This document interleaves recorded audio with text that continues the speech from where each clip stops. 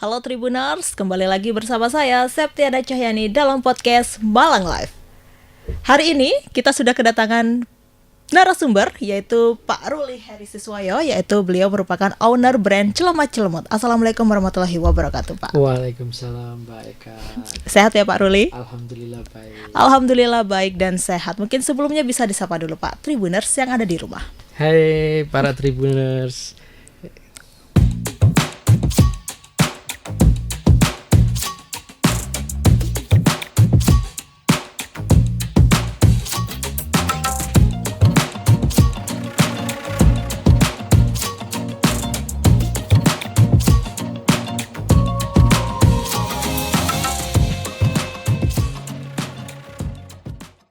Oke, baik. Terima kasih Pak Ruli atas waktu dan kesempatannya telah hadir di studio Tribun Jatim Siap, Network iya. Malang ini ya Pak ya.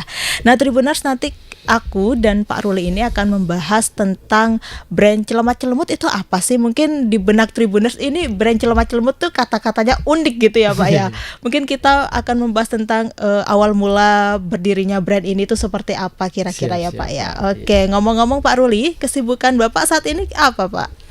Saat ini kesibukan saya mengolah dan memanajemeni usaha, yaitu kalau nama usaha saya itu PT Maxis Malang Group. Kemudian dengan brandnya Celemat Celemut, produknya itu ada Papizza dan Milting Sus. Lah tugas sehari-hari saya ya memanage dan strategi kayak gitu, saya sebagai founder, dan kalau co-founder saya ada istri saya sebagai pimpinan produksi. Oh, ada istri ya Pak ya Iya. di balik kesuksesan Bapak membangun Iya, betul. bisnis ini. Betul. Iya, menurut Pak Ruli mungkin bisa diceritakan awal mula Pak Ruli ini membangun brand Celemat Celemut bisnis Bapak ini.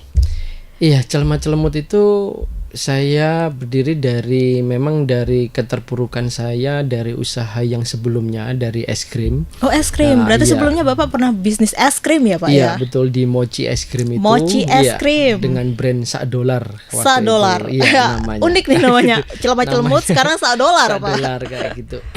Lah, di situ saya mulai dari 2015 sampai tahun 2020 di Mochi es krim. Dari situ saya memang benar-benar pilot karena terdampak COVID-19 COVID itu ya, Pak, ya. pada waktu itu. Lah kemudian untuk bertahan di era COVID karena saya tidak bisa meneruskan yang es krim itu, lah saya sempat jualan vitamin. Oh, vitamin juga. Jualan istri saya juga jualan paketan isoman karena memang basic kita dalam berbisnis ini couple-planner, Kak. Oh, couple-planner. Iya, saya sama istri. Suami istri berarti ya, Betul, Pak, ya. Pasangan suami istri. Pasangan suami istri berarti sama-sama memiliki jiwa bisnis. Iya, betul, Pak. Kayak gitu. Itulah, terus kemudian sampai di akhir tahun 2020 mulai kita berpikir gimana kita mau bisnis apa lagi untuk kedepannya, untuk istilahnya kita mau goalnya mau apa. Dari situlah berpikir akhirnya kita bikin. Sebenarnya awalnya saya mau sama teman-teman saya, teman-teman terdekat itu ada 5 orang, itu bisnis repacking snack kayak kacang, yang snack-snackan. kiloan itu Iya, kita iya. repacking untuk masuk di warkop. Nah, di situ saya baru kebetulan ada saudara datang ke rumah, sepupu, terus ngobrol, saya pingin bisnis ini sama teman-teman saya, terus apa enaknya brandnya mau pakai apa, mereknya ya tercetuslah dari sepupu saya itu Celemat Celemut kan nyelemat kayak nyemil kayak nyemal gitu nyemil ya, jadinya Celemat Celemut gitu ya cuman Pak ya. unik ya, Celemat Celemut ada unique sellingnya dalam kata-kata itu kayak gitu. Ya memang kadang orang Jawa Timuran sih yang kadang lebih tahu Celemat Celemut itu. Nah, disitulah saya akhirnya coba sih saya cek di Dirjen Haki apakah sudah dicek ada, dulu ya Pak ya. dicek dulu apakah ada yang sudah memiliki kayak gitu. Ternyata belum ada yang memiliki, barulah saya daftarkan kayak gitu. Lah dari situ setelah saya daftar, terus habis itu saya coba ngobrol sama 5 teman tadi yang mau berbisnis, gimana mau serius enggak. Ternyata teman-teman saya enggak ada ketertarikan, dengan mau, alasan ya macam-macam. Dia mungkin dia mau ngelamar kerja ke sini atau gini, ya sudah wis. Akhirnya saya berpikir sama istri, enaknya apa itu enaknya Celmat-Celemut ini, kita mau bisnis apa, snack yang apa ini, atau berarti kita menciptakan sebuah snack kayak gitulah. Sebelumnya memang Papizza itu ada produk yang pertama itu Papizza itu di tahun 2018 bersamaan saya jalan es krim itu sudah ada, cuman Papizza ini masih trial Papizza itu belum sempurna untuk resepnya dan triknya lah. Dari situlah akhirnya masuk di awal tahun 2021 barulah kita memfokusi Papizza itu. Yuk Papizza dibesarin, Papizza dikerjakan, difokusi snack ini baik secara kemasan, secara rasa, akhirnya terwujudlah sebuah produk Papizza itu di istilahnya untuk semakin diperluas pasarnya. Nah disitulah akhirnya kita memasarkan Papizza itu lah, kita pakai brand Celmat-Celemut itu. Pakai brand Celmat-Celemut untuk Papizza ini ya Pak ya. Awalnya. Jadi untuk resepnya juga dipikirkan bersama-sama sang istri Pak. Iya betul. Ya sama juga dari ibu saya juga. Oh juga dari ibu berperan juga ya memang, Pak. Kalau istri saya, jadi di dalam keluarga saya itu gini Pak, punya skill, jadi punya basic di berbisnis. Jadi, istilahnya kalau ibu saya itu guru bakery. Oh, guru Basicnya bakery. guru bakery. Istri saya itu memang otodidak, suka bikin masakan, suka bikin kue. Sehingga kadang memang yang ibu saya itu basicnya guru bakery, istri saya ini yang lebih ke modern. Sehingga makanya resep yang jadul milik ibu saya itu dikombinasikan sama teknik-teknik modern. Oke. Kayak gitu. Dipadukan dengan teknik modern ya Betul. Pak ya. Dan saya ada jiwa saya memang di marketing dan manajemen. Oh manajemen Kayak itu. Tapi kalau berbisnis ini emang merupakan cita-cita Bapak sejak kecil gak sih kira-kira? Iya, Pak. Jadi bukan sebenarnya kalau cita-cita saya dulu dari SMP SMA kepinginnya sih masuk TNI AL. Oh TNI Angkatan Laut. Harapannya itu. Surabaya kan Pak pendidikan. Iya betul. Jadi memang aslinya saya awalnya orang Surabaya Pak. Orang Surabaya, Iya, Surabaya. Pendatang saya kayak gitu. Nah disitulah dari terus kemudian saya mulai dari berbisnis toko komputer, terus kemudian di kuliner, masuk 2013 itu masuk di kuliner lah. Di situ saya yang tidak pernah jatuh bangun, memang saya jalani. Memang saya sudah banyak memakai, maksudnya sampai habis rumah satu, habis mobil juga kayak gitulah. Berarti dijual semua untuk membangun bisnis untuk ini ya membangun Pak ya. Bisnis kayak gitu. Mobil dijual untuk bikin kafe, tapi terus mungkin belum jalan, belum rezeki di sana, ya sudah kita jalani selalu.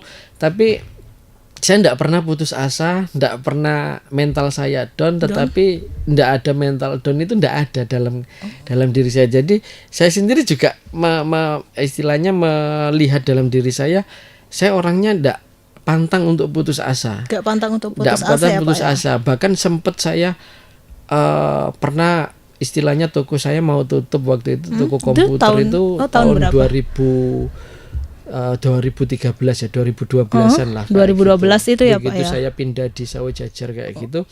Itu sampai hilang, sampai habis rumah satu lah kayak gitulah. Itu saya kemudian pokoknya dari setiap perjalanan hidup saya, begitu saya bangkrut atau jatuh, ada sedikit tergerak untuk kerja ikut orang misalkan. Kerja ikut orang tak karena memang modal habis atau apa. Tetapi seringkali dalam durasi 1 minggu atau berapa hari saya kemasukan ide baru lagi. Ada ide baru ada lagi ide ya, Pak, baru ya, yang selalu masuk untuk saya jalani, dan itu masuk, jalani, kemudian naik kayak gitu ya, naik terus kita istilahnya sebuah pengalaman. Jadi akhirnya ada kendala yang bikin kita bangkrut. Terus suatu saat bangkrut, terus kita jalani bisnis apa lagi, naik lagi, terus bangkrut lagi kayak gitu, naik lagi, sehingga akhirnya saya selektif di situ, di titik sekarang itu, bahwa kenapa saya selalu bisnis, dalam berbisnis itu naik turun ini. Karena waktu itu saya tidak punya knowledge, saya tidak punya ilmunya. Nggak punya ilmunya. Nggak punya ilmunya, gatheringnya nggak benar. Ilmunya ya, ada. Ya? Ternyata memang bisnis itu mudah, Pak. Mudah ya saat ini saya bisa bilang gitu karena pengalaman yang saya alami bertahun-tahun itu saya komplekskan, dan kemudian saya belajar di beberapa seminar pelatihan kayak gitu. Seminar pelatihan Ya juga betul. Ya, Pak, ya? Di situ baru saya kompleks oh ternyata gini, kesalahan saya yang dulu karena saya tidak pernah gathering, tidak pernah menata mindset saya, pola kelayakan, strategi itu saya tidak memahami ilmu-ilmu itu. Tapi sekarang sudah Ya, mengetahui sekarang semua saya ilmu-ilmunya ya mengetahui, Pak ya. bahkan memang istilahnya makanya akhirnya teman-teman saya itu ada sebuah komunitas di mana saya memang menjadi salah satu ketua ketuanya itu komunitas komunitas UMKM namanya UMKM. Komunitas Boys. Boys. Kayak gitu, maju bersama, optimis, inovatif dan sosial. Kayak gitu. Menjadi ketuanya sejak tahun berapa Pak? Saya mulai tahun 2023 baru 2023. dibuatkan itu kayak gitu. Tapi sebelumnya sudah pernah ikut komunitas-komunitas yang lain. Oke. Dan itu yang memang saya ambil. Oh ternyata sebuah komunitas untuk menaikkan level sebuah komunitas itu harus seperti ini. Anggotanya itu juga harus untuk mendidik anggotanya itu juga harus seperti ini. Apa yang harus ditata dulu kayak gitu, seperti itu Pak. Oke, nah dari Pak Ruli ini kan bangun bisnisnya udah cukup lama ya Pak ya. Iya. Tadi cerita Pak Ruli 2012 toko komputer itu ya Pak ya. Toko komputer 2005 2005 2005 sampai 2012. sampai 2012 terus buka Kuliner di Rombong, dan itu ice cream 2013. mochi itu ya Pak Ya. ya. 2000 berapa tadi Pak? 2015 sampai 2020 itu di es krim. Es krim Kayak itu ya gitu. Pak ya. Dan apa Betul. sih yang membuat Bapak ini berusaha untuk bangkit gitu Pak menekuni dunia bisnis ini? Kira-kira ada motivasi tersendiri gak sih Pak? Ada istilahnya motivasi tersendiri, salah satunya karena memang saya dan istri ini sama-sama tulang punggung keluarga, Pak. Nah, jadi di situ tulang punggung keluarga, di mana kan saya punya kakak kandung dan itu memang seorang difabel ya, kayak gitu. Tapi dia punya skill di komputer. Nah, terus kemudian mau tidak mau saya harus bekerja keras untuk memenuhi tanggung jawab, memenuhi sebagai seorang kepala keluarga kayak gitu. Gimana pun caranya, gimana istilahnya Dindala satu saya sendiri juga karakternya suka dengan jiwanya marketing, menganalisa kayak gitu, seperti itu yang sehingga saya jarang istilahnya kadang walaupun nganggur pun malam nganggur itu kadang-kadang ya cari literasi, lihat di YouTube, dengerin motivasi, apa Berarti yang nggak bisa hanya bangkitkan, berdiam diri aja tidak ya, Pak, hanya ya? berdiam diri, Pak. Oke. Kalau ini pekerjanya dari mana aja Pak kira-kira? Kita dari lingkungan sekitar. Oh, lingkungan Salah sekitar. satunya ya istilahnya kakak saya juga, kakak kandung saya itu yang difabel itu memegang peran di marketplace sama di Marketplace. toko online kayak Oke. gitu, di website toko online. Terus kemudian saya juga ada kakak ipar, adik kakak kandung istri saya juga difabel itu membantu juga di produksi karena dia suka sekali melubangi sus. Nah, iya, dia iya, juga iya. mencari kesibukan itulah itu. Nah, terus kemudian dari apa dulu yang pernah sempat menjadi apa ART di rumah saya itu akhirnya menjadi istilahnya produksi kayak gitu, yang memegang peran resep saya dia menjadi pimpinan di salah satu produksi. di bawah istri Di bawah, saya yang itu Yang dipercayai iya, yang tentunya dipercaya, ya Pak ya. Berarti ini kayak pekerjaannya gitu. emang benar-benar dari lingkungan sekitar yang benar-benar Iya. dipercayai oleh Pak Ruli ya Pak Benar, ya. ada tetangga, ada yang mungkin Saudara sendiri. pernah anak magang yang di anak tempat magang juga saya ada. dan kualitas kerjanya bagus ya kita angkat jadi Direkrut pegawai itu ya Pak, jadi direkrut pegawai. seperti itu. Oke, nah kalau misalkan untuk membangun brand Celemat-Celemut ini ya Pak, produknya kan bermacam-macam ya Pak ya. Ada Iya, sus, betul. ada Pak Pizza. Ini awalnya memerlukan modal berapa sih Pak? Awal dulu modal kita kecil Mbak, dari jatuh bangun itu, dari kebangkrutan itu untuk mengawali usaha yang Pak Pizza yang awal itu hanya di modal 1 juta. 1 Kayak juta. gitu. 1 juta rupiah. Dan itu memang kita jalani mau tidak mau, tetapi kebetulan kita agak susah tuh. Kita juga pernah dihadapkan market di mana pizza sebuah produk yang unik. Pak Pizza itu sebuah cara baru makan pizza. Cara baru makan pizza yang Makan seperti pizza. apa kira-kira Iya, ini. Pak? Nah, Cara baru makan pizza. Nah, ini kalau inilah. misalkan pizza nih kayak bentuknya crispy, keripik atau gimana Pak? Iya betul, ini kalau saya Iya, buka aja iya, nih ya dibuka Pak aja. ya, siap biar Nah, Tribuners di rumah kan Tribuners kayak biar penasaran tahu, gitu Pak. penasaran, Cara iya. baru makan pizza itu seperti apa Nah, kira-kira? seperti ini, Pak. Jadi bentuknya sendiri juga seperti Oh. silakan. Oh Iya, iya, Nah, ini iya, seperti iya. pizza gini. Saya ambil Nah, ini satu ada ya, Pak, ya ya. ada saus pizzanya, Oh, ada ada saus unsur pizzanya. Iya, kejunya, ada ini keju yang juga rasa ya, Pak, cheesy ya. kayak Iya, gitu. iya. Kita Tipis coba. sekali dan kering kayak gitu. Iya, iya, iya. Kayak gitu. Bismillahirrahmanirrahim. Boleh dicoba ya, Pak? Ya? Silakan, silakan Kak. Kayak gitu. Iya, ya benar-benar pizza ya Kak, Iya, terasa Pak. pizza lah itulah. Enak, Pak. Iya. Ini satu kemasan kita jual harganya 25.000 Kak. Kayak gitu. 25.000. 25.000. Seperti itu.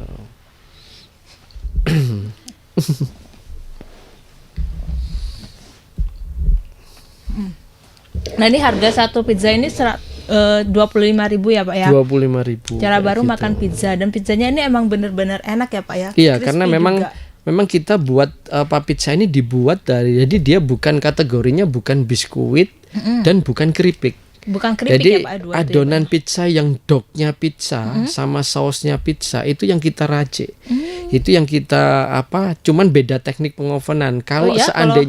kalau seandainya pizza yang di resto siap saji pada umumnya itu kan kemudian dicetak, kemudian dikasih topping di oven sekitar 20 menit matang ya, kayak gitu. Kalau Pak Pizza ini di pengolahannya 6 jam. 6 jam. 6 jam. 6 jam di Pengovenannya 6 jam. 6 jam itu ya, 6 Pak ya. jam, Mbak.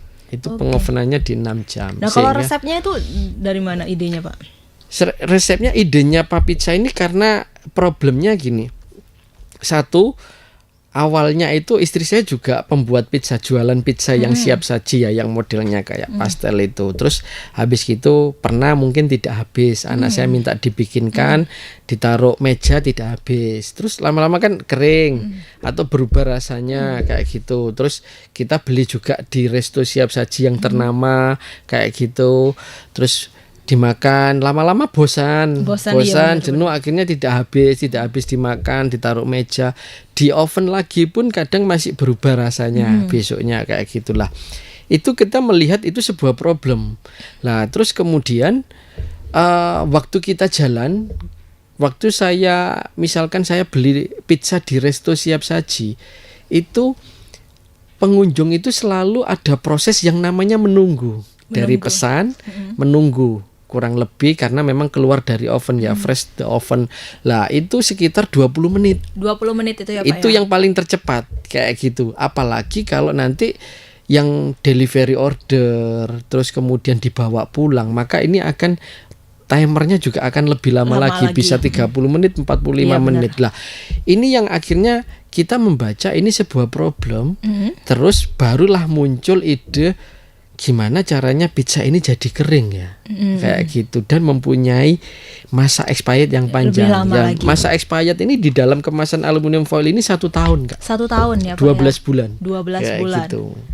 Iya, Seperti iya, itu. iya. Berarti berawal dari istri yang jualan pizza yang Pizza, tidak habis ya, Pak. iya. Ya? Terus tumbuh ide untuk Ide membuat muncul pizza dikeringkan yang itu. dikeringkan kayak gitu. Oke, nah kalau misalkan ini rasanya ini ada apa aja, Pak? Kalau ini? Ini ada cheesy lover, ya, lebih ke cheese, dan ini ada rasa yang spicy lover. Spicy Ini yang lovers. pedas. Yang kayak pedas. gitu, Oh, iya. ini yang pedas, ini yang manis tadi. Betul, Saya coba kayak ini ya, gitu, Pak ya. Nah, iya. kira-kira dari Pak Pizza 2 rasa ini yang paling banyak diminati oleh konsumen itu apa? Itu yang pasti yang cheesy lover ini, Oh, Kak. cheesy lovers Karena itu. memang untuk orang yang suka pedas itu orang yang suka pedas itu ada segmentasinya sendiri. Bagi yang suka pedas pasti juga menyukai yang varian pedas juga sih, kayak gitu. Karena memang cuman anak-anak kan lebih condong ke ini, Yang ini anak ya, yang Pak, nggak suka nggak pedas kayak gitu, ya, yang Pak, menghindari ya. pedas Yang kayak original gitu. Iya. rasanya. Nah, 2 ini sama ya, Pak ya, harganya 25. Sama 25.000 per packnya. Nah, ini juga ada melting sauce ya, Pak ya. Iya, kayak gitu. Lah ini produk penetrasi kalau bagi kita Penetrasi, ini ya. iya. Nah, dari melting sauce sama Pak Pizza yang paling banyak diminati konsumen. Kalau melting sauce ini saya ceritakan dulu. Kalau melting sauce ini pada dasarnya memang ceritanya munculnya karena kita berusaha untuk memasarkan Pak Pizza, di mana yang punya unique selling sampai sekarang belum memiliki kompetitor ya, kayak Belum ada dalam kompetitor kategorinya ya, Pak. ya untuk Pak Pizza ini itu tidak mudah juga untuk dikenal masyarakat, butuh edukasi yang sangat tinggi kayak Iya, gitu, iya. dan Nah, juga mungkin biaya promosi atau apa yang juga sangat tinggi kayak gitulah. Itulah akhirnya gimana caranya saya mengangkat produk Papitsa ini nanti akan lebih terangkat, yaitu saya Dengan harus cara? punya produk manis. Oh, produk manis Jadi ya Pak ya. produk manis yang familiar. Kalau Papitsa ini produk gurih, Gurih dan ya asin. kita mengeluarkan produk manis nih, Manisnya ya, Pak, tetapi yang familiar. Tapi kita punya unique selling sendiri juga. Apa itu? Yaitu Milting sus ini dari sus kering. Nah, sus kering kan pada umumnya itu kan warnanya kuning kayak gitulah. kuning. Terus kemudian juga ada yang diisi-isi dengan ada yang diisi coklat, ada yang keju, ada yang mungkin tiramisu lah.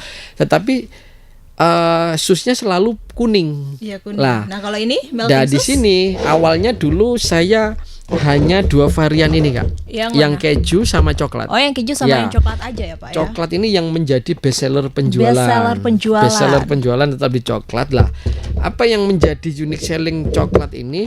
Jadi kita mengeluarkan sus keringnya itu, susnya itu sus kulitnya itu coklat, krim fillingnya isinya coklat, dan di luar kulitnya ini ada bubuk manis coklatnya. Bubuk manis coklatnya, sebaik coklat ya Pak benar, ya. coba coklat. Kadang-kadang Iya. kalau saya di pameran itu menawarkannya ini triple coklat. Triple coklat. Betul. Nah, kalau misalkan yang keju ini triple keju jadi. Enggak, kalau beda. yang untuk yang lainnya tidak hanya khusus coklat. Makanya Oke. dia menjadi best penjualan. Oh, best seller penjualannya ya, Pak, penjualan ya. kayak gitu dari Iya, semua. iya. Terus ya kalau yang keju ini kulitnya kuning, ada krim fillingnya keju, cuman hanya saja unique sellingnya krim filling kita itu manis kejunya, Manis. Oh, bukan manis. ke asin. Iya, iya, iya. Kalau keju kan seringkali asin, Asin gitu ya ya. asin ya, kita enggak, kejunya Manis. kita manis. Nah, manisnya itu didapat dari mana Pak? Keju kalau racikan itu yang tahu istri saya sih, yang Oke. pimpinan produksinya. Iya, pimpinan kayak gitu produksinya ya, Pak. Nggak boleh di-spill ya, Pak, ya. Iya. Kalau Rahasia dapur umum. kemudian baru setelah 2 varian ini jalan, nah barulah memang ini kenceng banget penjualannya, dan juga baru orang sedikit mengetahui loh yang ini produk apa, yang ini Papitsa, yang inilah. Dari situlah akhirnya orang juga mengenal Papitsa, juga mulai mengenal lah. Kemudian di tahun 2022 awal 2022 itu baru saya keluar produk varian yang apel, milting sus melahirkan apel produk ini varian apel ya Pak ya. karena saya kan awalnya masuk di outlet oleh-oleh di Malang, Batu kayak gitulah. Dari situ saya ngeriset, oh ternyata pengunjung ini banyak yang selalu mengambil produk itu yang apel, jenang apel, keripik apel. Karena Malang ini kayak kan gitu. identik Karena dengan memang kota identik apel. lah. Makanya dari situ akhirnya saya coba keluarin varian apel. Oke. Kayak gitu, muncullah apel dengan unique selling, yaitu tadi kulitnya mengikuti varian rasanya. Rasanya Kulitnya itu hijau. Filling apelnya juga hijau karena apelnya memakai sedikit sari daripada apel khas Malang. Kayak gitu. Nah dari situlah akhirnya udah jalan sampai di akhir tahun 2023 kemarin. Nah, kita baru ngeluarin yang Oreo. Varian Wah. Oreo. Nah, varian Oreo ini itu kita ngerisetnya dari, saya lihat dalam sebuah dessert, terus kemudian dalam kopi, terus dalam es krim, itu kok Oreo dipakai topping. Dibutuhkan Ya, topping. dipakai campuran topping, terus campuran sebuah kadang terang bulan, itu ada terang bulan Iya, Oreo juga. Oreo Nah, juga. dari situ saya membidik, dan milting sus. Dan untuk sus kering itu nggak ada varian Oreo kayak gitu. Makanya apel sama Oreo ini mempunyai unique selling kuat dalam milting sus kayak gitu Pak. Jadi karena variannya belum ada di mana-mana. Belum ada ya Pak varian ini kayak gitulah. Oreo inilah yang akhirnya coba sih saya masukkan Oreo ini menjadi, jadi kita memang remahan daripada Oreo itu kita masukkan menjadi varian rasanya berbalut dengan coklat kayak gitulah. Akhirnya menjadilah varian Oreo. Dan kayaknya kalau saya ngelihat trafficnya dari penjualan ini kan masih berapa bulan ya Mbak ya, trafficnya penjualan ini nomor 2-nya dari coklat ini. Nomor 2 ya, yang bestseller setelah Tetap coklat. bestsellernya tetap coklat sih. Iya, kayak kalau gitu. untuk ke depan ada mengeluarkan produk terbaru varian rasanya. Mungkin rasa strawberry, taro, green tea mungkin Pak. Ya yang memang sekarang sebenarnya juga ada yang buyer calon buyer dari yang luar, dari Singapura, dari Malaysia, itu ada yang request ke kita Mbak untuk dibuatkan sus dengan varian rasa yang mungkin di market sana dibutuhkan, yaitu vanilla. Oh, vanilla. Vanilla. Justru kalau di Indonesia vanilla kurang sih kalau saya Kurang. menilainya kayak gitu. Tetapi memang ada buyer Singapura yang melindik, bisa nggak bikinkan vanilla, varian vanilla kayak gitu. Tapi ini itu untuk sih. penjualannya sudah sampai kemana aja, Pak? Kalau kita masih untuk lokal, nasional, kita ada di seluruh Jawa dan Bali. Oh, Jawa dan Bali ya, Terus Pak ya? kemudian sama yang baru 2 bulanan ini di Makassar. Oh, di Makassar. Ya, di Makassar Sulawesi. itu ya betul. Oke. Kalau Betul. untuk luar? Kalau untuk luar ada di satu, biasanya kita dibawa sama ini ya, apa ini, ada semacam Pihak ketiga PJTKI, gitu. pihak ketiga kayak PJTKI. Iya, Jadi iya, ada TKI-TKI yang di Taiwan sama Hong Kong itu yang mungkin kangen sama jajanan Indonesia. Lah itu ada salah satu relasi yang ngambil untuk dijual di sana, dijual ke TKI-TKI itu di Taiwan sana, Hong Kong. Berarti dibawa oleh. Ada itu. Terus kemudian bulan kemarin saya kan ada pameran di Singapura. Lah itu juga ada di sana, ada buyer yang di sana. Bayar yang Ya, ada di sana ya, Pak ya. ada pembeli yang di sana. Terus sempat juga Malaysia juga. Malaysia juga ada Malaysia ya, Pak juga. ya. Nah, untuk melting sauce ini harganya berapa, Pak? Kalau milk itu sama, harganya 25. kita di 25 ribuan. Oh, 25 Mbak, semua ya, Pak ya, Benar, rata-ratanya kayak ya, Pak gitu, ya. iya. Oke. Nah, sekarang ini kan memasuki eranya digitalisasi ya, Pak ya. Benar. Nah, cara Bapak untuk memasarkan produk baik online maupun offline itu seperti apa kira-kira? Jadi kalau untuk pemasaran offline khususnya, saya memang selalu untuk keliling sih, Mbak. Keliling. Nah, keliling tuh. Jadi kalau misalkan saya diajak pameran atau saya mengikuti sebuah pameran di kota X kayak gitu, saya tidak murni, saya tidak mau, orangnya tidak mau diem di Tempat. jagain satu tempat hanya di mall atau apa, enggak kayak gitu. Jadi kadang istri saya yang jaga di mallnya, di setan itu, saya yang keliling tuh penawaran di Penawaran. resto atau hotel atau outlet oleh-oleh yang ada di kota tersebut. Oh, kota Salah tersebut, satunya ya. itu cara teknik untuk yang offline ya, kayak gitu. Terus kemudian kalau yang online itu ada di marketplace. Marketplace apa aja, Pak? Di marketplace-nya ada di Shopee sama Tokopedia, Oh, Shopee kayak dan gitu. Tokopedia, Ini nanti Pak ya. kedepannya mau juga ada di TikTok Shop juga, Oh, TikTok kayak Shop. gitu. Sama yang lagi mau kita fokusin yaitu kita punya web store sendiri di website. Nah, ini yang nanti akan kita, jadi salah satu gini, tempat oleh-oleh. Jadi pengalaman saya di pandemi ya. Jadi pengalaman buruk yang ada di era pandemi itu. Jadi kita ndak boleh jagain satu market. Alasannya? Alasannya gini. Kalau saya jagain market oleh-oleh itu di swalayan atau di outlet oleh-oleh, market saya hanya di sana kayak gini. Oke, saat ini mungkin bagus kayak gitu. Tetapi kita nggak tahu ke depannya apakah ada pandemi lagi. Iya. Ya, seandainya ada pandemi, tidak harus sebuah virus. Bahkan mungkin misalkan dan kita tidak minta sih, misalkan di negara kita terjadi huru-hara kayak tahun di 98 kayak Iya. gitulah, maka itu juga bisa dikatakan pandemi kan. Pandemi, ya. Orang tidak berani keluar, maka yang terjadi, yang laku akan ada di online kayak gitu. Makanya saya mulai nih untuk merintis di online juga, walaupun mulai tahun kemarin sudah dirintis sama kita di marketplace lah. Tapi sama juga, kita tidak boleh jagain satu marketplace. Kita tidak boleh jagain satu market. Salah satunya contoh kayak kemarin TikTok Shop Iya. ditutup. Itu juga katakanlah walaupun sekarang sudah dibuka lagi, itu berapa bulan kalau kita marketnya hanya di TikTok Shop aja. Sudah sama dengan pandemi itu, Mbak. Kegulung juga, itu ada yang ngerasakan. Makanya dari perjalanan pengalaman dari teman yang jalan di online aja, terus saya itu yang lebih banyak di offline. Maka di sini akhirnya saya simpulkan bahwa saya harus pegang market offline juga market online. Saya harus kuat dua-duanya di situ. Tapi online saya tidak harus jagain marketplace. Saya harus punya website tersendiri. Saya harus punya web store sendiri kayak gitu. Tapi web store sama websitenya masih proses atau Masih proses kayak gitu. ya, Pak? Iya, masih proses ini, Pak, kayak gitu. Karena memang dibantu kakak saya itu yang untuk dibuatkan kayak gitu. Karena saya ada planning lagi, maksudnya dalam artian strategi untuk bekerja sama sama biro wisata. Oh, biro wisata juga ya Pak ya. Biro wisata. Kalau outlet oleh-oleh yang ada di yang punya store sudah punya store ini kan juga bekerja sama biro pariwisata. Di sini saya akan main di online-nya, tapi saya bekerja sama biro pariwisatanya juga. Berarti ide strategi marketing untuk menjualkan produk brand Celamat Celemut dari Pak Ruli ini sangat luar biasa idenya ya Pak ya, tidak hanya berdiam diri di tempat Betul, saja ya Mbak. Pak ya. Iya. Iya, dan kalau misalkan event atau pameran yang pernah diikuti itu apa aja Pak kira-kira?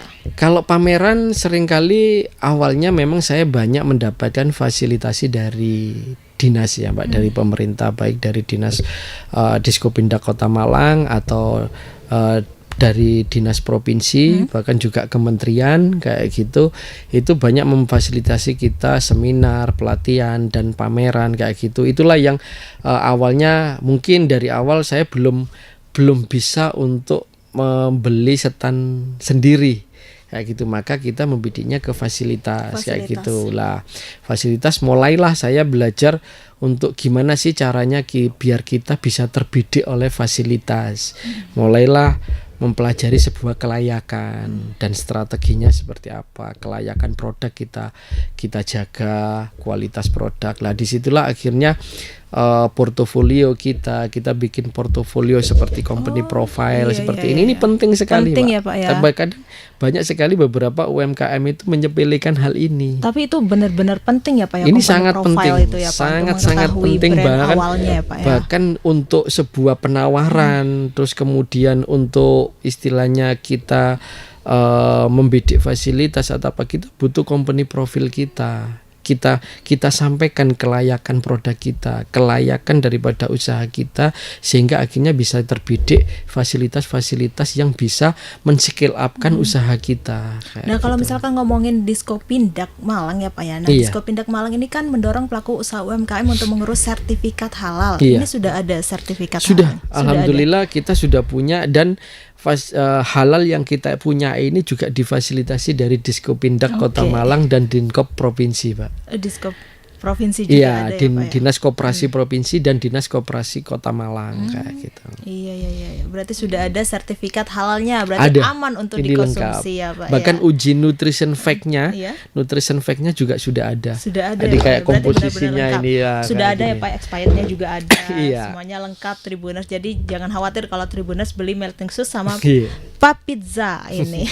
Cara baru makan pizza. Nah, kalau misalkan kita berbicara tentang omset ya Pak ya. Omset yang diperoleh Pak Ruli ini dalam sebulan penjualan melting sauce dan Pak Pizza ini kira-kira berapa sih Pak? Saat ini ring kita untuk omset penjualan per bulan itu di 50 sampai 70 juta Mbak per bulan. Per bulan ya Pak ya? Ya, ringnya di kisaran situ. Itu udah bersih atau masih kotor?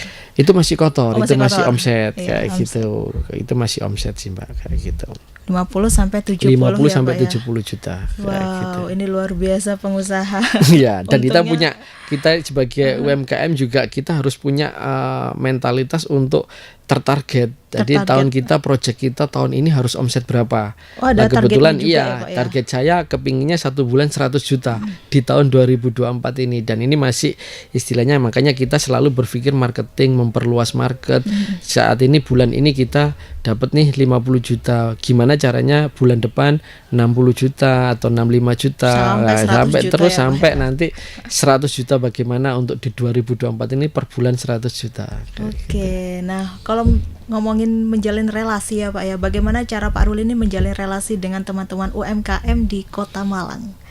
Iya, untuk menjalin relasi dengan teman-teman UMKM, jadi kita dengan cara bisa ini Mbak, terutama khususnya membentuk sebuah komunitas ya, kayak gitu. Kebetulan memang dulunya saya memang beberapa kali ikut komunitas kayak gitu. Jadi cuman di situ saya mempelajari kelemahannya daripada sebuah komunitas. Komunitas itu kan tujuannya itu kan bisa memberikan manfaat, bisa menjembatani terhadap istilahnya anggota atau apa yang menjadi jembatan anggota untuk untuk mendapatkan manfaat. Tujuannya kan seperti itu, komunitas tadi saling sinergi, saling mensupport. Dari situ memang saya ada sedikit keluar masuk di sebuah komunitas kayak gitu, tetapi saya di situ mempelajari, oh komunitas ini kelemahannya di sini, kelemahannya di sini lah. Akhirnya saya merumuskan di situ gimana caranya teman-teman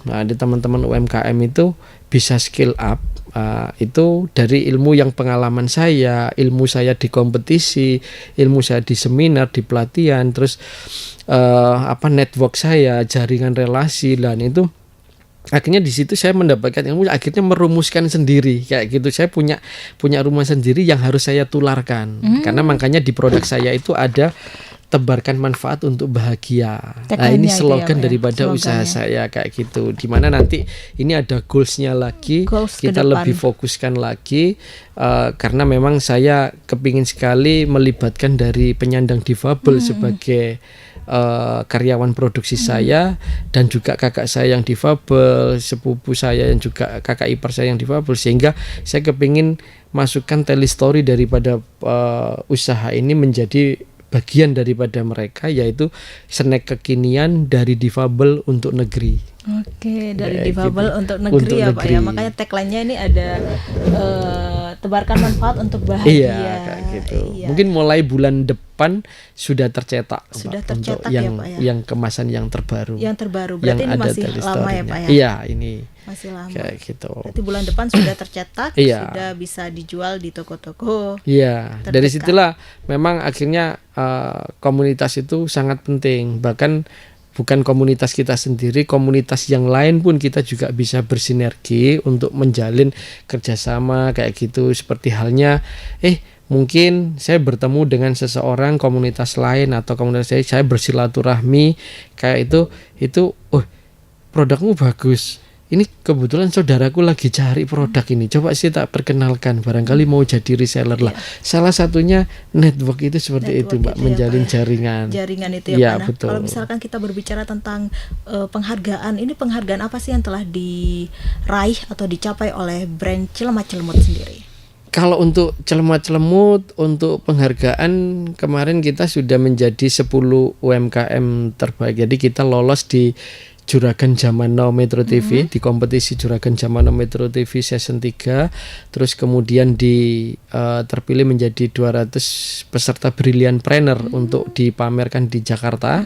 Kemudian menjadi 40 apa 36 finalis, yaitu peserta di Indonesian Food Innovation dari kementerian kayak gitu. Terus kemudian di tahun 2024 saya masuk di 11 finalis peserta Dumping Award kayak gitu. Terus yang terakhir itu 10 UMKM terbaik di Astra Indonesia kayak gitu ya. Terus saat ini saya masuk 5, saat ini yang lagi berkompetisi yang saya jalani yaitu UMKM berprestasi Jawa Timur. Saya masuk 5 finalis kayak gitu. Ini juga lagi masih berjuang untuk menjadi juara yang keberapa kayak gitu. Ini kan brandnya Celemat Celemut ini kan masih masuk kategori baru ya Pak. Ternyata penghargaannya sudah banyak banget ya Pak, masuk kategori seperti itu. Alhamdulillah ya Pak, yang patut disyukuri. Dan kalau misalkan Pak Ruli sendiri nih melihat gimana sih cara Pak Ruli melihat pertumbuhan perekonomian masyarakat Kota Malang lewat UMKM sendiri, seperti apa kira-kira? Kalau untuk perekonomian ya Mbak, perekonomian itu kalau saya cara pandang dari saya itu perekonomian itu perputaran ya, intinya pada perputaran. Makanya kenapa UMKM itu menjadi pejuang atau tonggak daripada perekonomian Indonesia, karena perputaran terbesar perekonomian di Indonesia itu ada di UMKM kan kayak gitu. Makanya UMKM sekarang disupport benar sama pemerintah untuk gimana caranya UMKM itu bisa naik kelas, gimana caranya bisa berdaya saing, gimana caranya bisa ekspor kayak gitu. Itulah yang akhirnya terbidik dari pemerintah untuk gimana caranya UMKM ini harus benar-benar istilahnya memajukan perekonomian.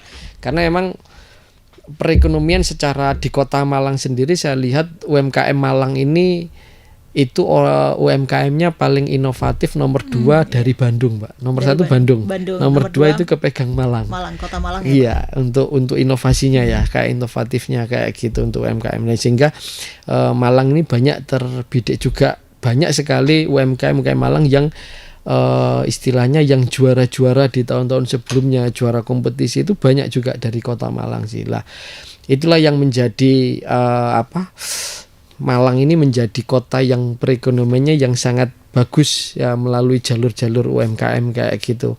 Karena memang istilahnya pengusaha UMKM-nya banyak sekali di kota Malang ini, apalagi Malang Raya ini. Iya, Malang Raya banyak sekali UMKM bertebaran di kota Malang ini ya Pak ya. Ya, terakhir ya Pak ya, pesan yang ingin Bapak sampaikan kepada Tribuners yang ada di rumah nih, cara langkah pertama ya Pak yang harus dilakukan ketika ingin membuka bisnis itu seperti apa kira-kira Pak? Pada dasarnya kalau nomor 1 untuk menjadi sebuah pebisnis pemula, nomor 1 kita ndak boleh malas ya Mbak. Kalau sudah kena malas itu udah ndak bisa, maksudnya ndak bisa mau diajak skill up atau apa. Intinya kita membuang rasa malas itu, kita harus fokus pada yang terbaik yang kita kerjakan hari ini untuk mendapatkan manfaat apapun itu manfaatnya. Yang kedua, dan fokus untuk mensyukuri apa yang didapat hari ini, biar hidup itu mempunyai makna dan kebahagiaan kayak gitu. Itu istilahnya untuk filosofinya saya, kalau untuk apa yang memotivasi saya, apa yang saya kerjakan hari ini saya harus punya manfaat.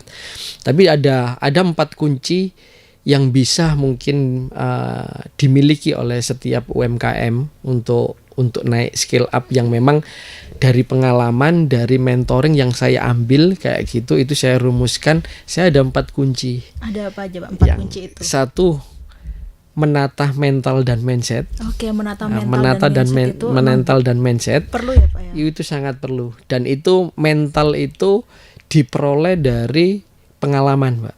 Untuk menata mental, menguatkan mental itu diperoleh dari pengalaman. Kalau mindset itu melalui wawasan. Nah, kita sering seminar, pelatihan, kita punya circle yang bagus ya, dalam hubungan teman kayak gitulah. Berarti jangan itu malas selalu, itu ikut seminar ya Pak ya. Betul, kayak gitu. Nah, mental dan mindset nomor 1, mental dan mindset. Nomor 2 nomor 2 itu kelayakan dan strategi. Lah, kita harus belajar melayakkan diri, melayakkan produk kita. Ya, gimana caranya memiliki nilai value, ya itulah kelayakan. Terus kemudian termasuk membuat sebuah company profile, ini kelayakan. Nah, kemudian baru ke strategi, kita berpikir strateginya seperti apa, baik dalam pemasaran, baik ini. Yang ketiga itu fokus dan komitmen. Kita harus fokus, kita harus konsisten, dan komitmen kita harus kayak gitu. Fokus aja kayak gitu. Jangan pedulin omongan ini, nggak usah dirohkan kayak gitu. Fokus aja, jalanin kayak gitu. Dan 4, ini yang memang tidak semua orang yang dilakukan. Justru saya juga beranggapan bahwa saya bisa seperti ini bukan karena saya pandai, bukan produk saya yang bagus. Itu karena ada kunci yang terakhir yang saya jalani, yaitu buka pintu rezekimu dari silaturahmi dan berbagi. Silaturahmi dan berbagi itu kunci utamanya ya Pak ya. Kunci terakhir Mbak. Kunci terakhir. Gitu. Sebagus apapun produk kita, sepandai apapun produk kita, kalau kita tidak punya manfaat di lingkungan sekitar, kita tidak punya manfaat untuk keluarga atau apa, jangan pernah berharap keberkahan di situ.